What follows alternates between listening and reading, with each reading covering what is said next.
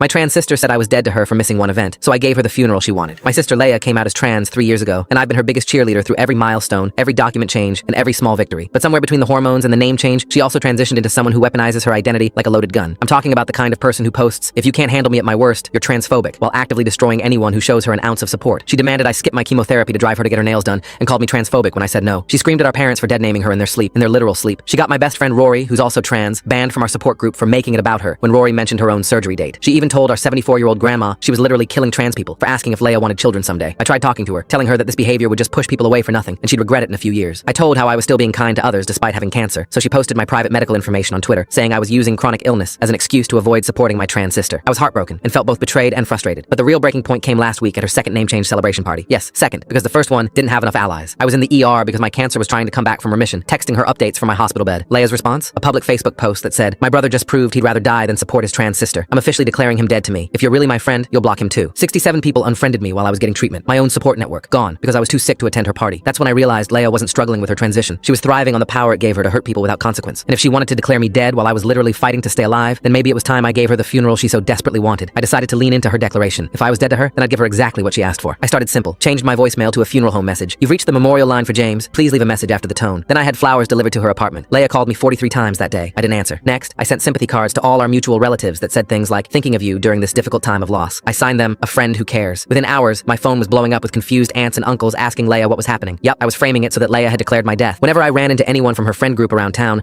I'd mention casually that I was planning a celebration of life for myself. Since Leia declared me dead, I figured I should honor her wishes, I'd say with a sad smile. It's what she wanted. Word spread fast. People started asking Leia about the service. She tried explaining that I wasn't actually dead, but that made her look even worse. "So you lied about your brother dying?" they'd ask. "That's really messed up, Leia." The masterpiece came together when I scheduled my funeral for the same day as her third name change party. Oh yes, she'd planned a third one. I rented the community center across the street from her venue, put up a big sign, "Celebration of life for James, beloved brother." Even hired a friend to play somber piano music that could be heard from her party space. I invited everyone with a simple message. Leia declared me dead to her on social media last week. Since she's made her wishes clear, I'm honoring them with a proper goodbye. Light refreshments will be served. The turnout was incredible. Turns out I wasn't the only one Leia had burned. Many relatives, and even Rory showed up. My parents came too, confused but supportive. Meanwhile, Leia's third party only had 8 attendees. She could see the crowd at my event through the windows. Every time someone left her party to come to mine, she got more frantic. She tried crashing my funeral, screaming about transphobia and manipulation, but Rory stood up and spoke the truth. "The only person being transphobic here is you, Leia. You use our community as a weapon. You hurt trans people who don't serve your ego. You declared your brother dead while he was in the hospital with cancer. We're here to mourn the relationship you killed." Leia left in tears. No one attacked her identity. They just refused to let her use it as a shield for cruelty anymore. The best part? She couldn't complain about it online without admitting she declared me dead first. She couldn't play victim without explaining why her cancer-stricken brother was holding a funeral for himself. She'd trapped herself in her own narrative. These days, Leia tells people I'm dramatic and petty, but she stopped weaponizing her identity. She stopped declaring people dead when they couldn't serve her needs. And whenever she sees white lilies, she remembers the funeral she asked for and received.